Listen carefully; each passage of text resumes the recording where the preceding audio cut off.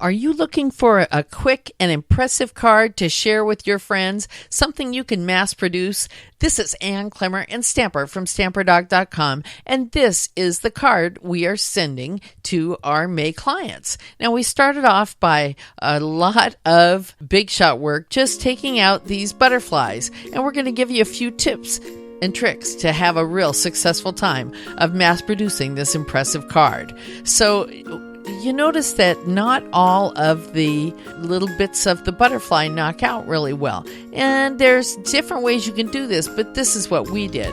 First of all, the magnetic platform is great, and we used a shim, but test it first to make sure.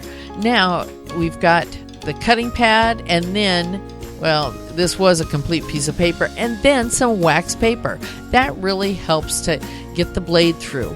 And then, of course, the framelit is next, and then after that it's the other cutting pad. Now, this is what happened when I put it through without the wax paper and without the shim.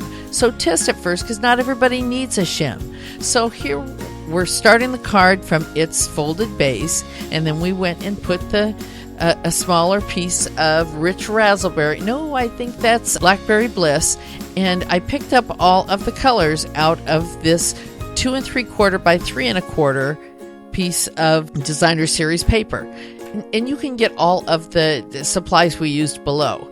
But here is something, before you stamp this, make sure that you use a pad underneath, because there's no foam in these photopolymer stamps, and they always stamp better with a foam base underneath. Now, I went and put snail adhesive all the way around the butterfly and around the edge of the cardstock, and then I put the designer series paper on there. Usually I hold it so that I can see the colors that are showing through the butterfly, so I have more control over what colors are being highlighted. And so here we're going to now put it onto the card base, and you notice that I put 3 sides down, and then I dropped the 4th side. So we'll be talking about that in another video. But now, liquid glue to the rescue.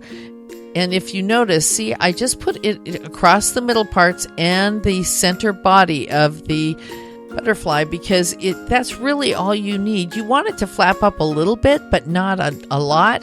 And if it doesn't flap up, that's okay. But when you put the designer series paper in the back, you might find that each one's a little different, and you may want to change that border piece around your butterfly. This one looks great with Blackberry Bliss, but on some of them we used Island Indigo. Hey, if you'd like to get on our mailing list for some tips and techniques and ideas that I don't share anywhere else, use this link below, and we would love to include you. And speaking of subscribing, oh my goodness, you make sure you subscribe to our channel. You don't want to miss the next video, because you never know when Stamper is going to actually make an appearance. Now, while I was making the next card, I would just put this clear block on there. So back to the butterfly. You could, if you wanted to, put some pearls or some rhinestones on there. Dog thinks they're diamonds. But remember, by using the same package of designer series paper, you're going to get different looks so that you can border differently and stamp differently. They'll all look a little bit different, but they'll all have your love inside. This is Ann Klemmer and Stamper from StamperDoc.com, where we try to put a little ink, paper, and fun into your day.